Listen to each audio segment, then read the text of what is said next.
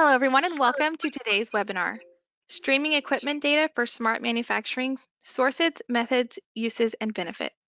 Before we get started, I'd like to go over a few items so you know how to participate in today's event. You've joined the presentation listening using your computer speaker system by default. If you'd prefer to join over the telephone, just select phone in the audio pane and the dial-in information will be displayed. You will have the opportunity to submit text questions to today's presenters by typing your questions into the question pane of the control panel. You may send in your questions at any time during this presentation. We will collect these and address them during the Q&A session at the end of today's presentation. Today's webinar is being recorded and you'll receive a follow-up email within 24 to 48 hours with a link to view the recording. I'd now like to introduce Alan Weber. Yes, good morning. Good morning, everyone. It's a pleasure to have you join us today. With the registration we've gotten, this is a topic that is clearly of interest to the community. So our goal for this next hour is for you to feel like it's one of the best hours you will have spent this week. So with that in mind, let's go ahead and move forward. I'll be joined later in the presentation by Mike Motherway and part of our Smart Factory business unit. So you'll be hearing a lot about streaming data uses and architectures for their deployment. All right, let's see. Let me move forward. All right, again, the title: Streaming Equipment Data for Smart Manufacturing: Sources, Methods, Uses, and Benefits. There's our obligatory legal slide. All right, today we'll go a little bit into context to make sure you have a place to anchor the thoughts on streaming data. I'll give 5 examples of applications that can well leverage this kind of data, and then talk about the industry connectivity standards for equipment that enable this technology to work well. Mike is then going to cover implementation platform architectures and the cloud-based technologies on which they're based, and then close with a discussion of the expectations that the leading factories have for these systems and the results that we've been able to achieve. And then we'll have a Q&A session. So again, we hope this is something that you'll benefit from. We hope it's the first of many conversations in this area, so don't consider this a one-time event. Write your questions down and let's start a dialogue. All right, our objectives are to provide the participants a basic understanding of streaming data and how it's distinguished from other sorts, batch data in particular, talk about applications that can leverage those to sort of pique your interest and maybe cause you to think of some in your environment. Again, cover the standards that support it, and a quick preview. The industry standards already well support this technology, and then expectations and implementations. I've covered that. All right, so context. Streaming data actually complements rather, the traditional message or file-based methods that we use in common today. It's not a replacement for those methods. Both methods are well supported by the current generation of industry standards, but some of them are particularly well suited for streaming data. And the question is, how do you determine what's an opportunity? Well, if the benefit of knowing the right answer decreases sharply over time, you may have an opportunity for using streaming versus batch data. And I've borrowed a slide from a Gartner report that shows that kind of curve, the time value of data decreasing very steeply. And in the cases where you've got high value of quick data and answers, then you're in the predictive, preventive mode, doing actionable things with that data. So as our industry has been moving from reactionary to sort of predictive in the last 5 to 7 years, this has become more and more important. So that's the context for this. All right, definitions and terminology. Simply, I'm not trying to get deep into this, but just to make the distinction, streaming data is data that flows continuously from its sources to its destinations to be consumed and analyzed in near real time. Again, it's important to point out there may be multiple sources of streaming data and multiple destinations, so there'll be a variety of infrastructure technologies necessary to support that. I didn't say hard real time because many people consider that, sub-millisecond sort of level data communication. This is not quite at that level, but it is much closer to real time than, say, something at the end of a batch or an end of a shift or end of a day. So this is data that's very current. By contrast, batch data is data that's collected during a process and then transferred to its consuming applications after that process is complete. And that process could be a single wafers processing, or a lot of material, or an entire batch of material. It really depends on what the sort of breakpoints in that overall collection, transmission, and analysis process are. Now, from a manufacturing standpoint, the varieties and types of streaming data are just as broad as any other data types. And so you may have variables, process variables and equipment variables, settings which are relative or constants during a time frame, information about the behavior of sensors, actuators, components, subsystems. A lot of that is going to be analog data, but you'll also have context information, information about which lot and recipe and layer you're working on to be able to make sense of the other data you've collected. There may be derived results where you're calculating statistics on some of the other pieces. All of this data can be streamed. The sort of uses of them, they may be event types, alarms, exceptions, states, sequences. All of these things are candidates for streaming. They may take the form of analog values, discrete or Boolean values. They may be text, they may be timestamps. All of these things fall into the streaming data category. They may be samples that move quickly, for certain parameters, or slowly. They may be simple scalar values or complex arrays or structures.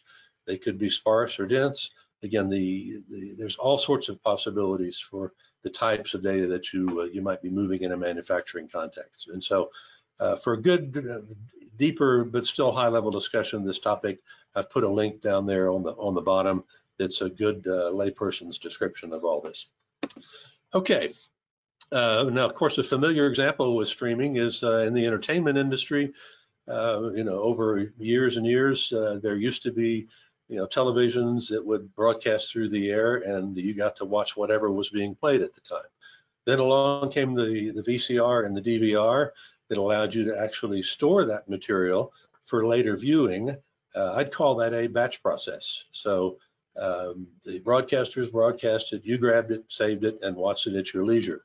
Now we have, with the internet and with wireless and other configurations, we have the opportunity to connect our visualization devices, our TV, through the internet, through these streaming boxes, to any number of data sources that we can watch on demand, just when we want to. And so that's a familiar streaming data example that we should all be familiar with. Okay, moving along.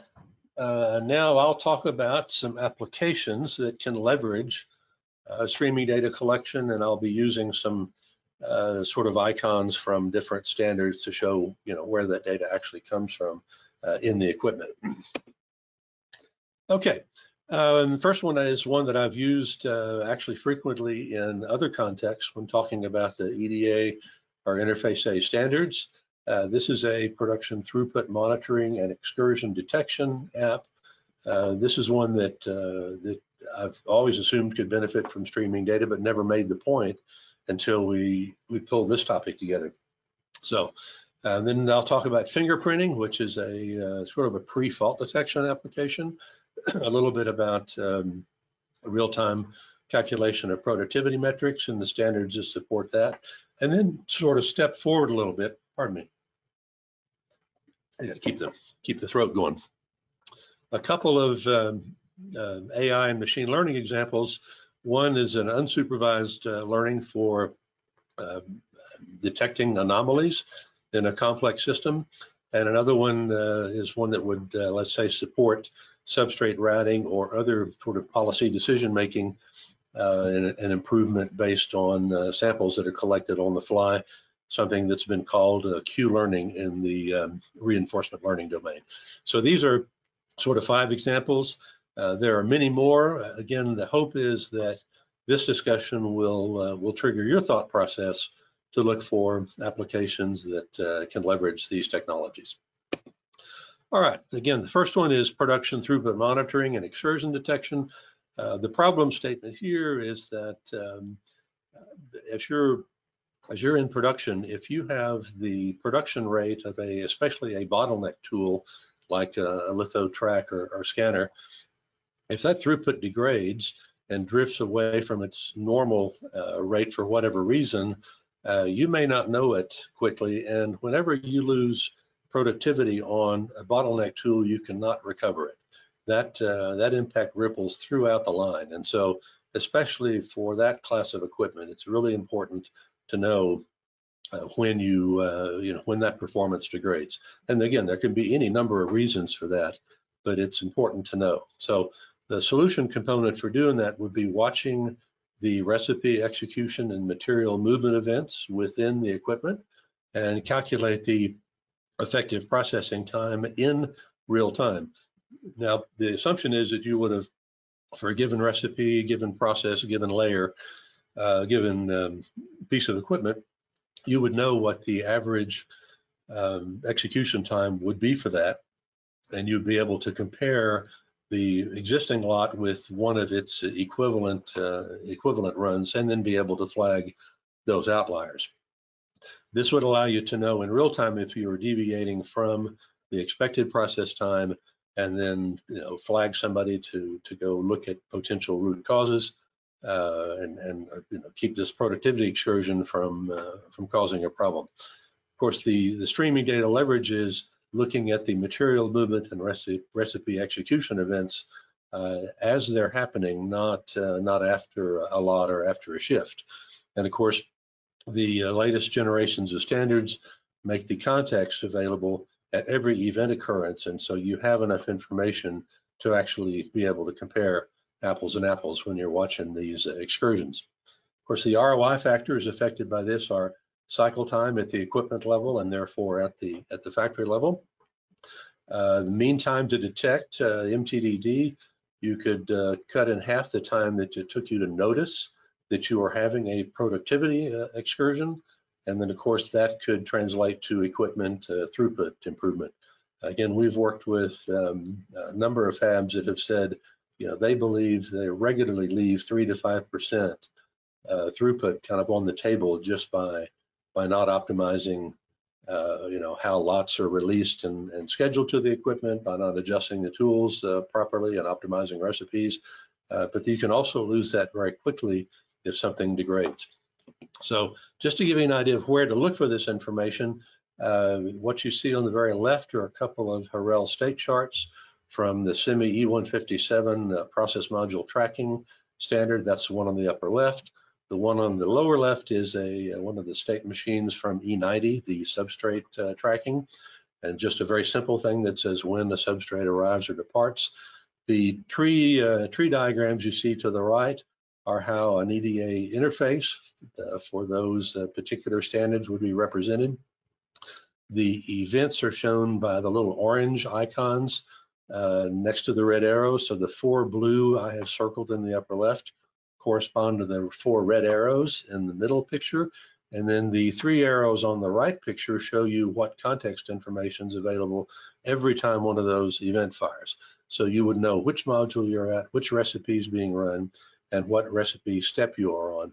These are the things that you would need to do a very accurate sort of Gantt chart for each wafer moving through a piece of equipment, and knowing, of course, which wafer it was is what you can tell from the state chart on the bottom. You have the unoccupied to occupied transitions and vice versa, and then the substrate ID of that substrate. So with all this information coming directly from the equipment with data collection plans monitoring those events, you can generate all of those charts on the right and look for degradation in those metrics. So that's a way of leveraging this kind of information in real time.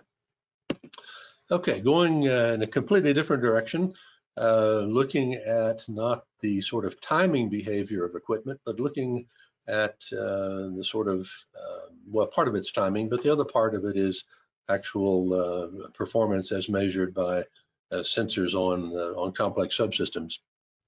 We did a project years ago with Sematech called fingerprinting. It was a project we did that I think was way ahead of its time because the information needed to do these calculations wasn't generally available through the standards as they are now.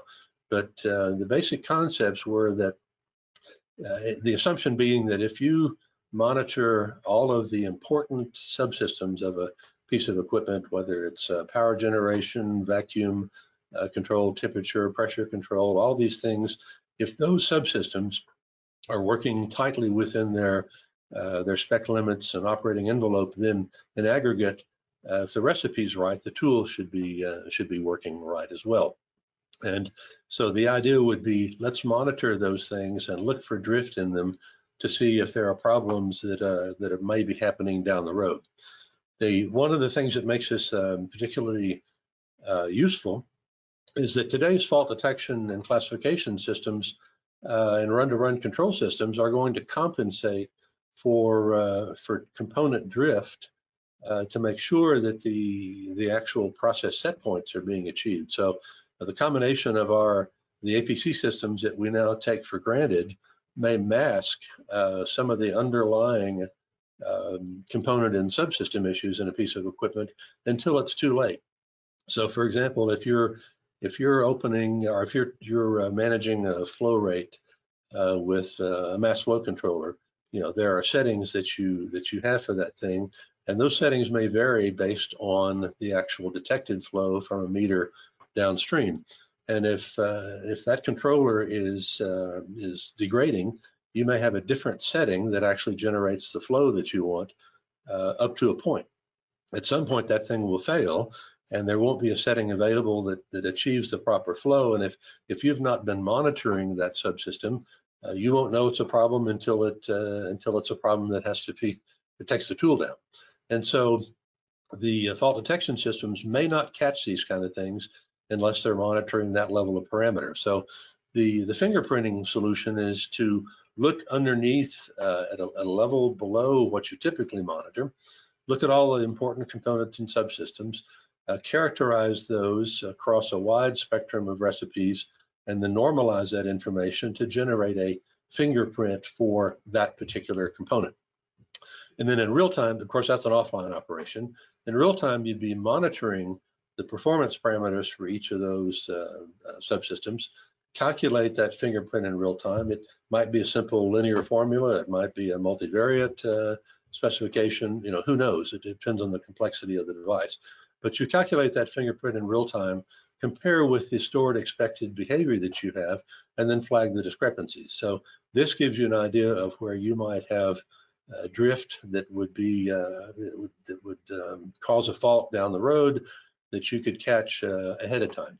And so you can think of this as sort of pre-fault detection.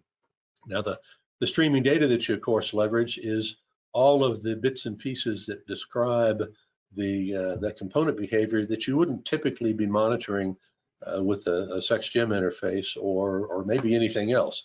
But that data is generally in the equipment controller somewhere, and with a granular enough equipment metadata model in the EDA standards, you'd be able to get at that information and implement these fingerprintings. So, of course, this impacts OEE in a variety of ways, especially in the reduction of unscheduled downtime that would occur when you can't catch these sort of problems.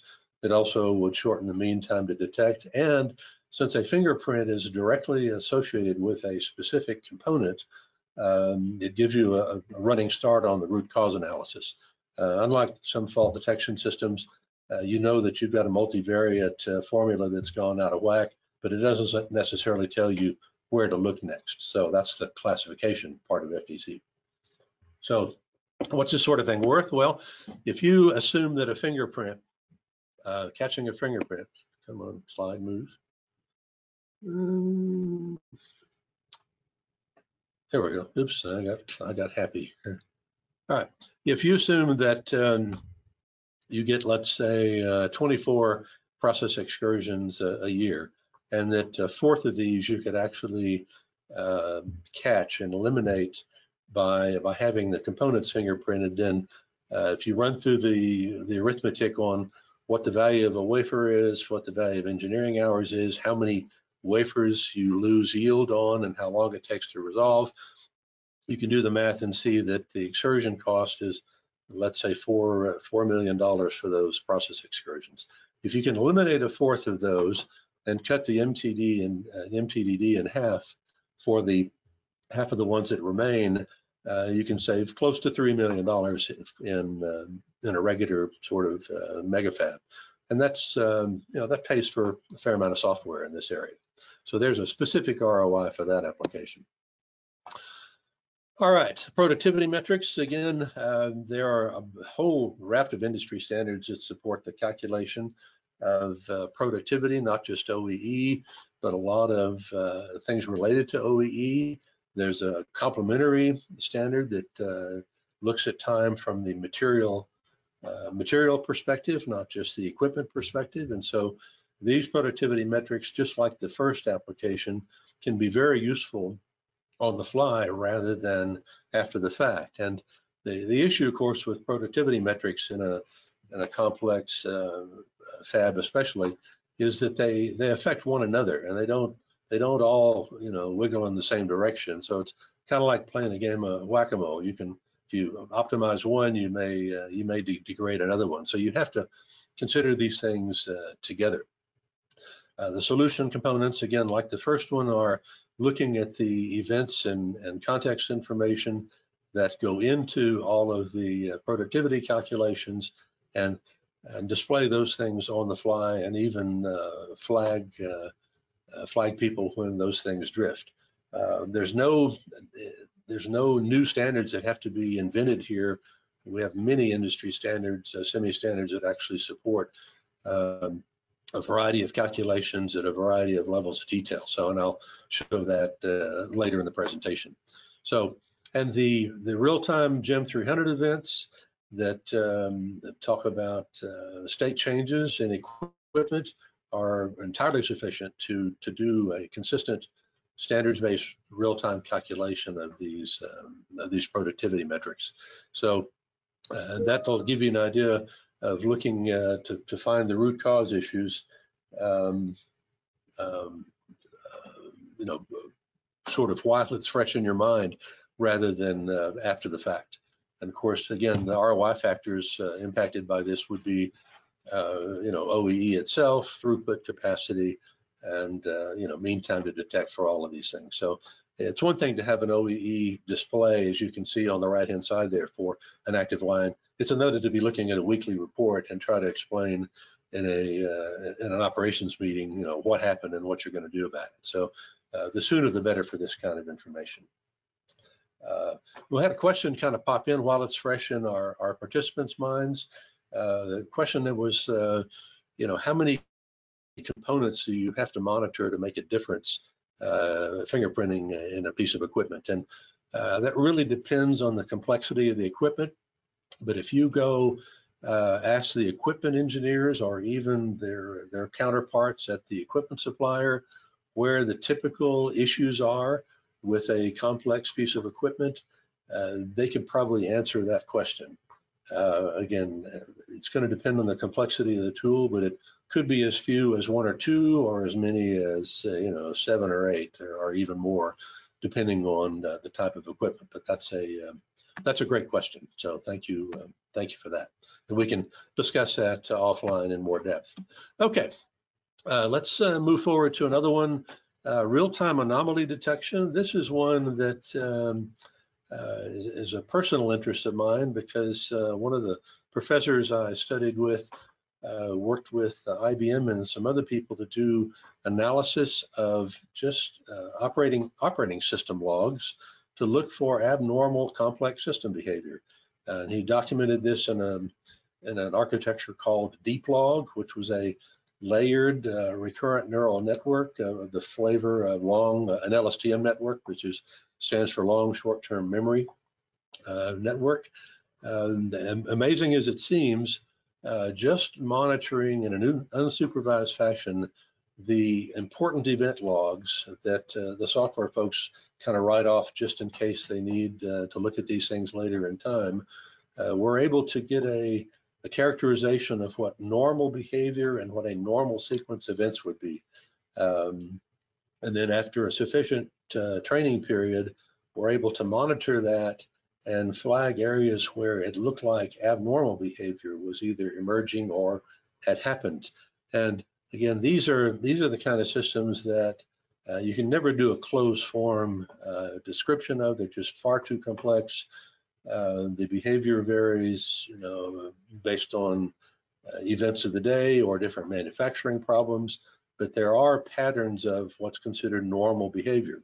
And in the same way that these kind of recurrent neural networks have been used to do sentence completion and prediction of, let's say, word choice, given a sequence of words up to a given point, based on a person's or a group's speech patterns, they can do the same thing with a sequence of events in a complex system.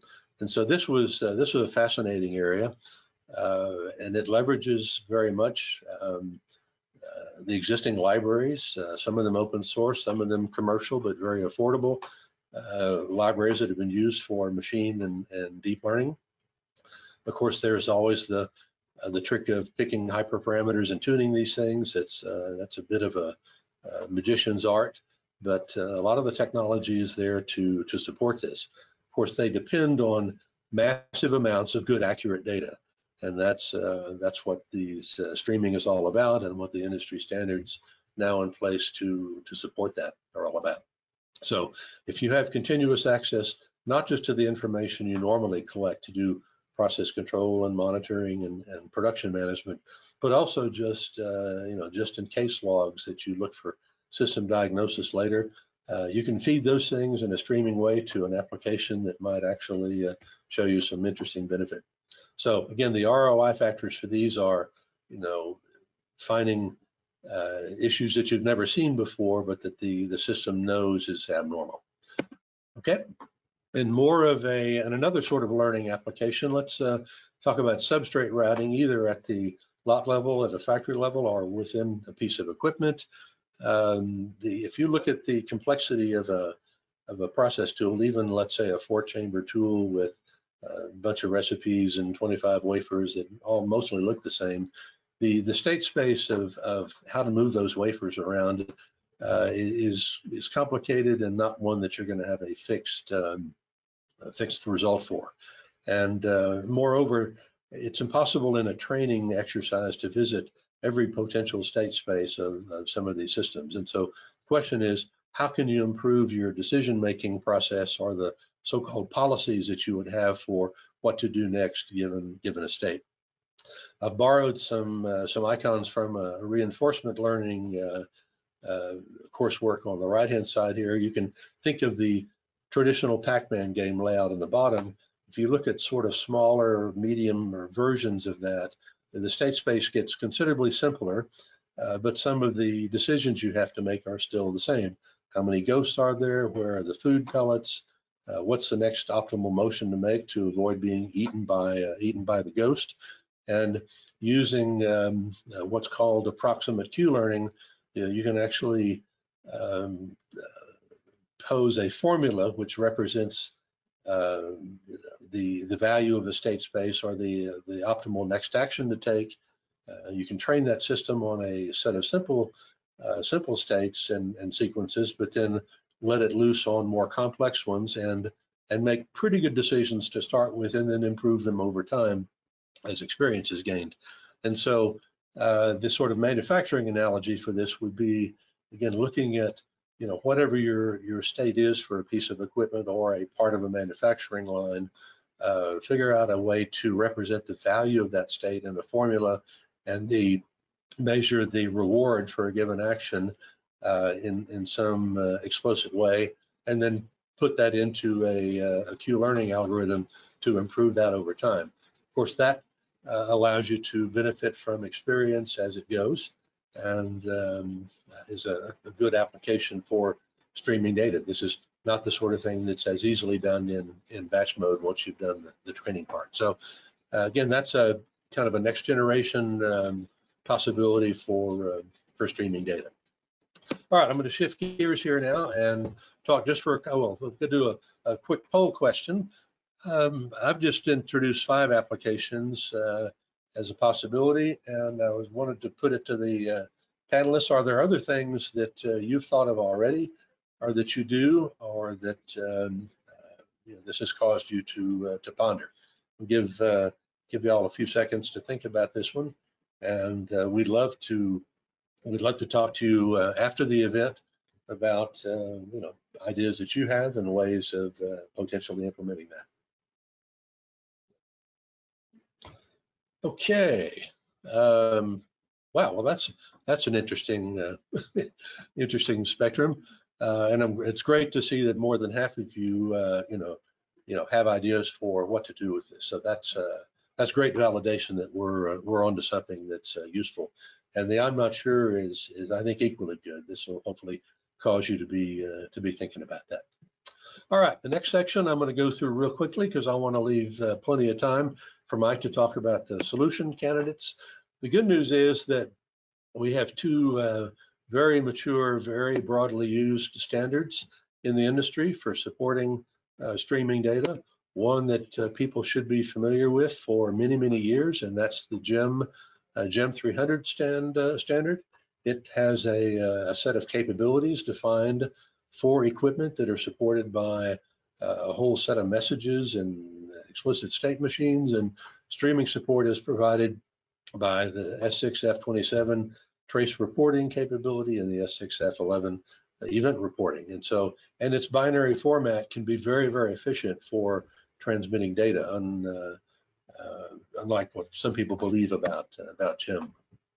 The next core standard that's been in use now for almost a decade is the EDA or Interface A standards. They feature an embedded equipment model, which is the description of all the data that's available, and uses SOAP XML, and in the future gRPC and protocol buffers, a more binary format. But it has a very powerful data collection architecture for data collection plan that you see there, and that includes also event requests and trace requests. These are the pieces of the EDA standard that you use for creating data collection plans, and then therefore reports that the tool generates that support streaming data collection. Okay, CIMI doesn't handle not just connectivity metrics, but the productivity ideas that I discussed are well supported by a spectrum of industry standards also. OEE and its variants are supported by E10, E58, E79, and to a lesser extent E116. These are all ways of measuring productivity at the tool and component level. The orthogonal perspective on all that is product time measurement, which looks at the time from a material perspective. And so you can look at it from an optimization of equipment utilization or material flow or both. So all these standards are available to do that. Depending on the granularity of events you have, you can take the basic 6-state OEE model and actually blow that up into a 16 or even beyond state model if you have, again, the available information to create those subcategories of productivity. So, and again, knowing this information sooner than later can be very important to your manufacturing performance. Again, E168, this is the product time measurement. It divides the calendar up into active and waiting time elements and standardizes the triggers of beginning and ending of those different types. Putting a real-time event processor on that family of events allows you to generate those time elements in real time and then go look for unnecessary wait states or even active states that could be done, that could be shortened. So this is the product time management standard that supports streaming data application. So let me wrap up this section by talking about how important it is actually to have a good architecture for handling this kind of data. If you imagine a piece of equipment as a fire hydrant with an almost unlimited source of streaming data, and the application you're trying to solve, of course, is applying that data somewhere, you need to have a good set of components and architecture to support the movement of that data to its end use application. If you don't think about that ahead of time, though, you might have the connectors available, but if you don't have a good match between your data sources and your infrastructure and your destination, you may only end up with a trickle of data on the other end and not actually support the use cases that you have. So with that, I'm going to turn this over to Mike Motherway, who is one of our product experts in the platform area, going to be implementing the top part of that last picture, getting that streaming data effectively to its end use point. So Mike, take it away. Yeah, thank you, Alan. Hopefully you can hear me. Made a last minute switch here to backup technology. Okay, I'm going to talk a bit about, take off from what Alan said. The next slide on architecture. And yeah, so this is a very high level view showing, the status quo in many fabs and what the future might look like. So I thought it would be good to start with this real world example where the status quo is we've got an application, it happens to be an FTC app, and it's limited by the data pipeline. So on the left, you have a tool in green, and this tool is producing a lot more data than some of its legacy peers. And that data then is in the form of a flat file or some event like that. The file needs to be parsed in step 1 and 2, and then it needs to be SQL loader in step 3 and put into a database manager, and so this pipeline, this legacy pipeline, is quite limited. And so what we feel a solution is a more parallel pipeline shown in the future architecture at the bottom. So here you've got many of these tools with much higher data rates, generating streams of events and lots of parameters, as Alan has gone through. And so this data can be captured and streamed with tools like I'm going to show you here in a parallel fashion, and then brokered and sent to various data consumers. In this case, data lakes, you have AI algorithms, you have future apps like that. So this is where we believe the future is heading. In the next slide, we show you how we're using Kafka and other streaming tools to get there. So the next slide, if I can get there, yeah. So in addition to just the performance aspects, there's other value that we can deliver. I am the product owner for a integration platform called Sapience, and we use this slide a lot. There's a slide McKinsey, which shows, again, status quo on the left, which is tool vendors with apps, use cases that they support. So you have tool vendor 1 in blue with their blue use cases, and tool vendor N in black with their use cases communicating with their equipment. But with an integration platform, this sort of pub-sub platform, you can have a single communication platform that supports all of those use cases and many more. So the folks at McKinsey are looking at AI use cases, machine learning, which requires data from across a whole factory full of machines, tools, sensors, what have you. And then, of course, there'll be new use cases which are unpredictable with any platform installation. You get uses that mechanical engineers, factory folks invent on their own. So I think this is a very valuable platform delivery aspect we shouldn't forget. But anyway, let's get back to streaming. So the platform that I mentioned, Sapience, we've developed a cloud-native platform that is a set of managed services that have been containerized, and we use a tool called Kubernetes.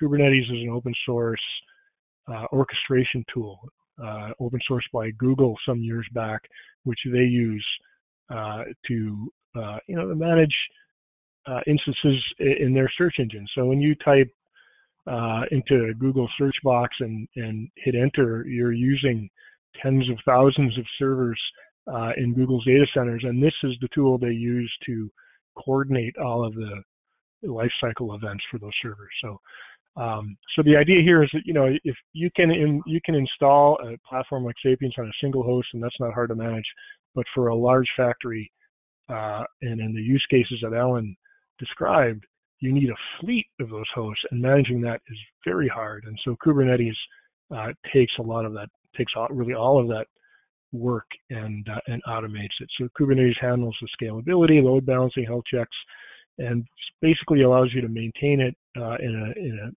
automated fashion as if it were a much simpler problem to solve.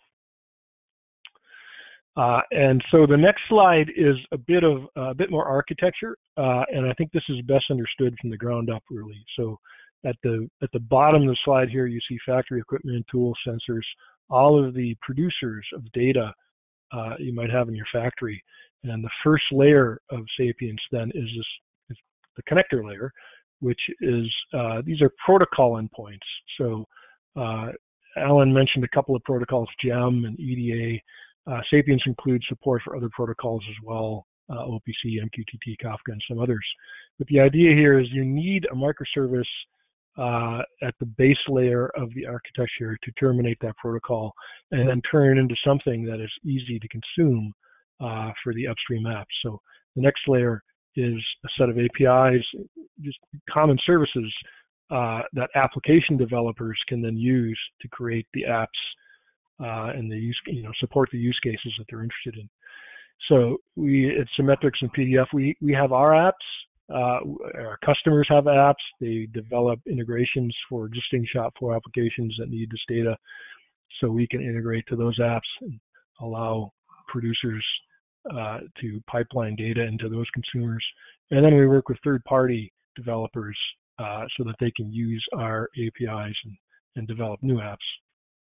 And again, the whole idea is to take all that pile of shop floor data, sort it, aggregate it, present it, and be able to explain in a story a lot of the use cases that Ellen went through.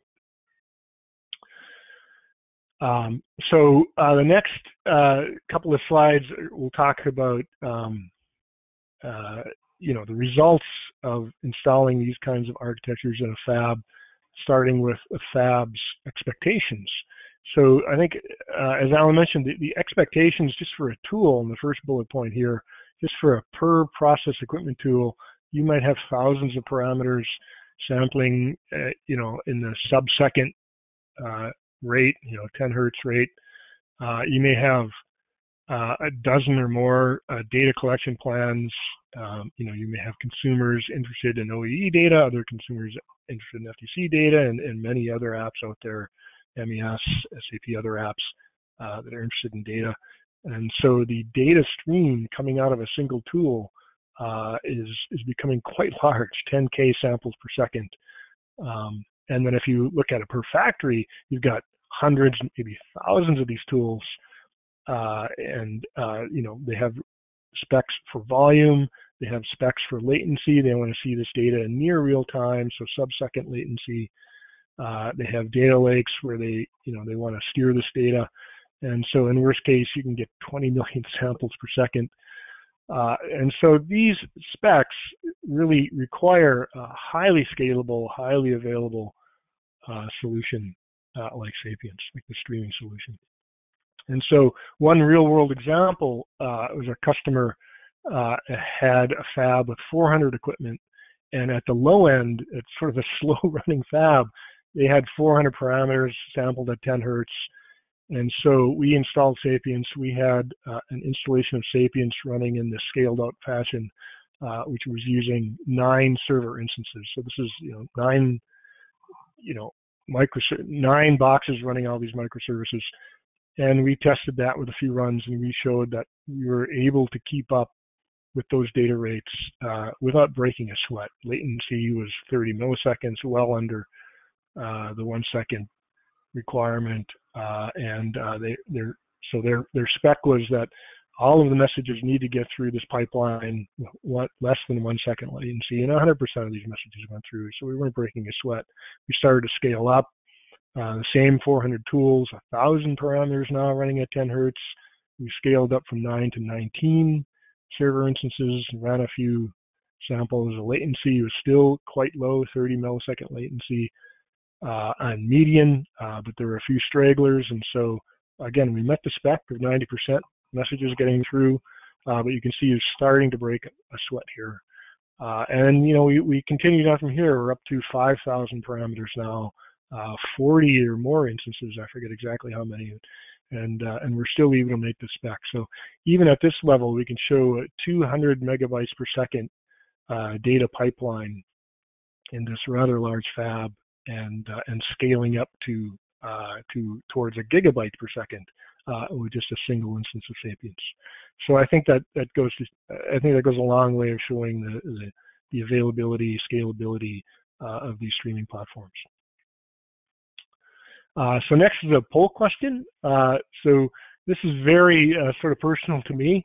And so the question is, are you planning to use cloud technologies? You know, would you consider moving this kind of application or these applications into the cloud for manufacturing systems in particular? So I'll give you a few seconds on this. We'll start the clock.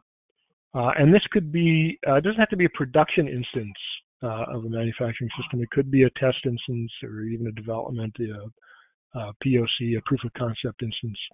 But we're curious as to whether or not you're looking at cloud to do this. And so, yeah, so this is good. 59% of folks have responded positively, which is good news for us.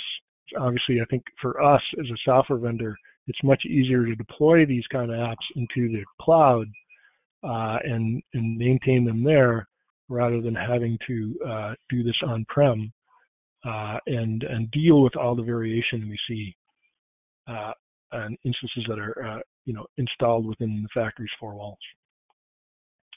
Okay, so let's get back to the next slide.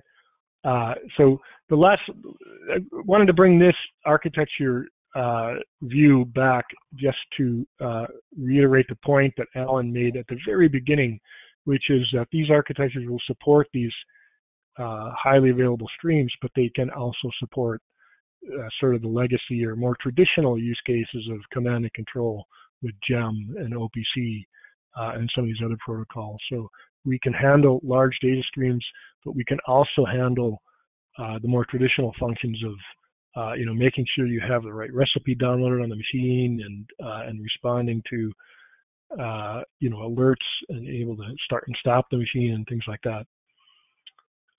So I think that's about it. Alan, did you have any other points you wanted to make here?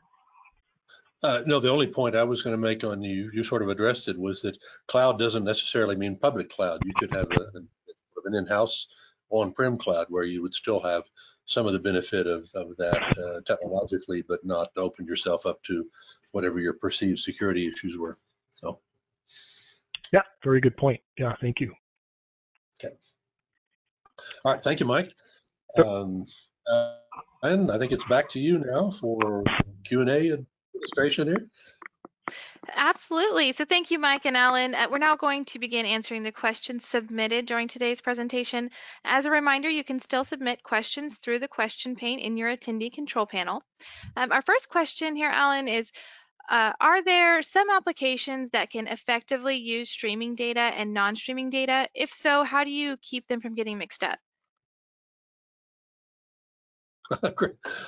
Great question, and the answer is certainly. Data.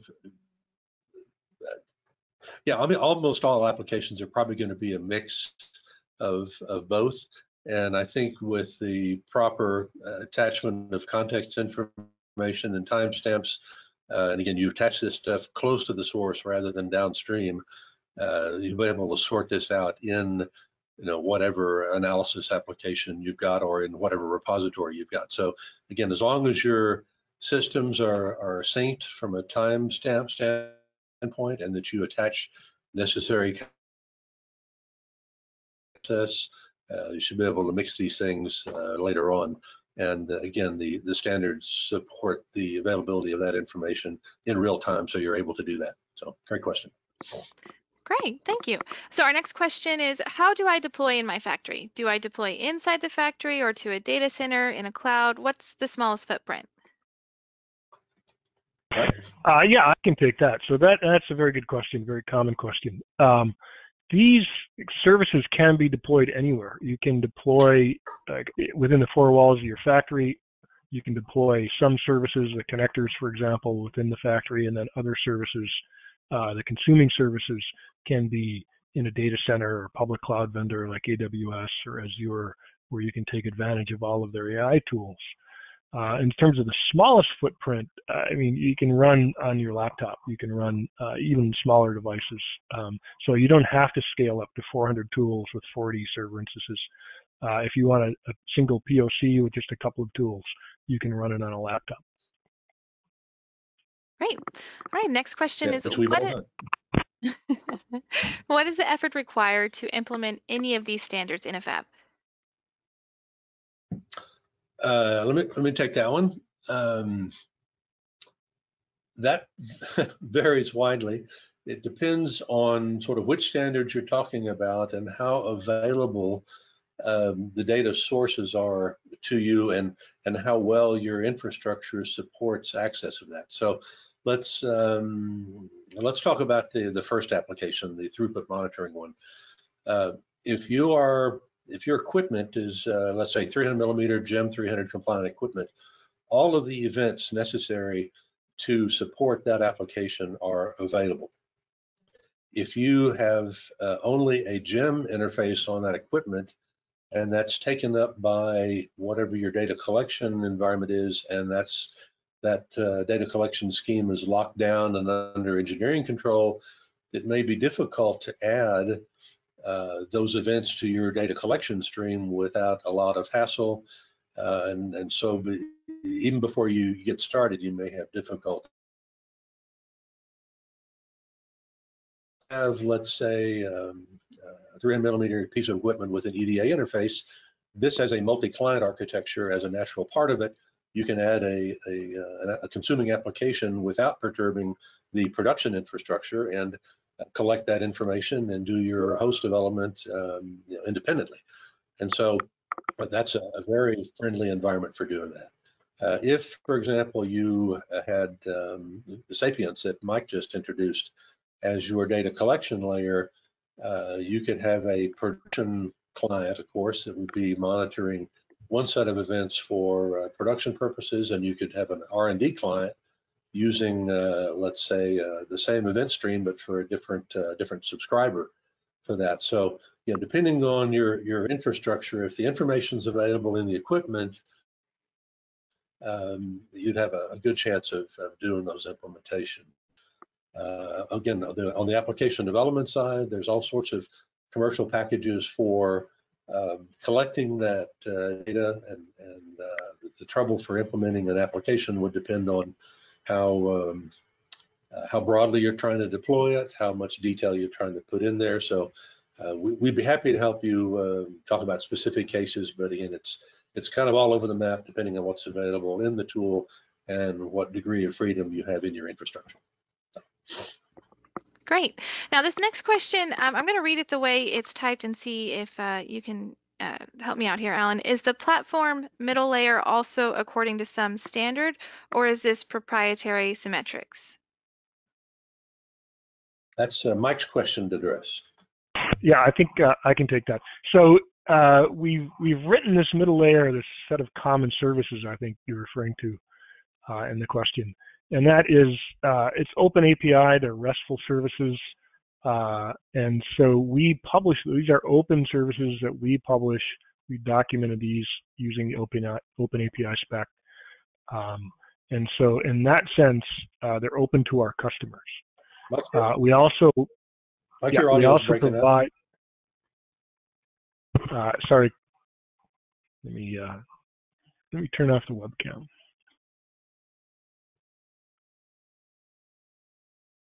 Okay, how's that, Alan? Can you hear me? Yeah, much better. Yeah, okay. So as I was saying, these are open API RESTful web services. We also have an option where you can connect through Kafka topics. So if you're familiar with Kafka, which is admittedly a newer technology. We'll try that again. If you want to. Hi, Alan, are you there? I hear you okay. Hi, Alan. Yeah, I'm here, Mike. We're only getting about 1/5 of I think what you're probably saying. So let me try to answer the question, and you correct me where I get in the weeds. Okay. Oh, Kim says everybody can hear Mike, so Mike, you go ahead. Maybe it's my problem. Okay, let me try it again. So the set of common services. The set of common services are an open API RESTful interface, which we publish to our customers. And there's also a Kafka interface, which if you're familiar with Kafka, you can use Kafka topics and connect to those. Perfect. And Alan, or Mike, I think we've got another question that may be for you while we work out Alan's audio issues. What type of skills are required to utilize this platform or this architecture in general? Do I need to go out and find someone, some Java developers?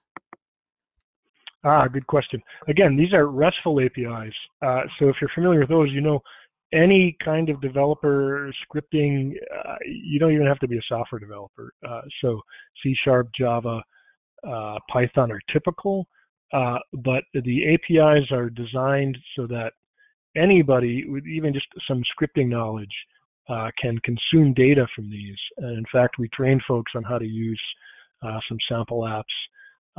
So the platform will post data to a sample app, and you can consume this data and work with it in Excel or any kind of stats package or visualization tool that you're accustomed to using. So you don't need any really specific software development skills to consume data from a RESTful API. Okay, and let's just check and see if we've got Alan. Are you back with us? Yeah, I think so. Great. Okay. So our next, we've got time for maybe just a couple more questions here.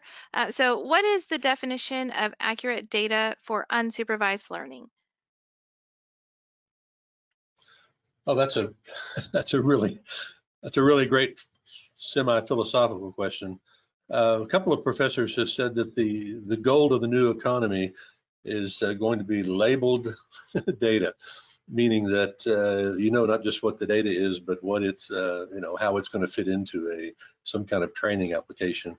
For sort of unsupervised learning, I think accurate data just means timely, complete, unambiguous. If you assume that and in cases where you actually have a label that you can put on it, meaning that how to put it into a training algorithm as a result, then that's great. If you don't have a label for that data, then just making sure that it's has all the pieces, all the attributes that it needs was probably what you'd mean by accurate. It's a trickier question for unsupervised learning than it is for supervised. So I'm going to have to ponder that one a little more deeply and get back. But that's a great question. Okay, great. So I think maybe we can just squeeze in one more question here. For streaming the data, all the equipments need to support that, and proper station controller needs to be implemented. Is that correct? Well, station controller, that's sort of an architectural choice that you might be assuming that there's some sort of system that's interposing between the equipment and elsewhere. You could sort of consider Sapience as a flavor of station controller as being the first thing that connects to the equipment, but I think for future generations of sort of multi-client standards, station controller is not absolutely necessary. It's there are ways of subscribing to generated equipment data in multiple ways that don't necessitate that piece of the architecture. So I think the simple answer is you have to have something listening in order for that data to go somewhere and be useful. But I'd hesitate to call it a station controller. Perfect. And I know I said that was the last one, and we're at time, but Alan, maybe you could just answer this very quickly. Is there a roadmap to integrate Sapience with MES? Let Mike answer that, but the simple answer is yes. But yeah, I can go in that more depth. That's right. Yeah, the answer is yes. We generally do those integrations by use case. So for example, If you want streaming data paired with some MES kind of information, like wafer lot numbers, we can do that use case in a matter of weeks. Because Sapience, again, it's an integration platform, so we're able to integrate with most MESs out there one way or another through RESTful APIs or SOAP or TIBCO or what have you. So yeah, there's definitely roadmaps for that. They're basically use case driven, and it's usually a matter of a few weeks per use case. Great. Thank you, Mike, and thank you, Alan. On behalf of the Symmetric Connectivity Group and our presenters, thank you for joining us today, and have a great rest of your day. Thank you very much. Appreciate it, Cheyenne. Thank you, Kim, for all the background work, and Mike, signing off. Yeah, thank you.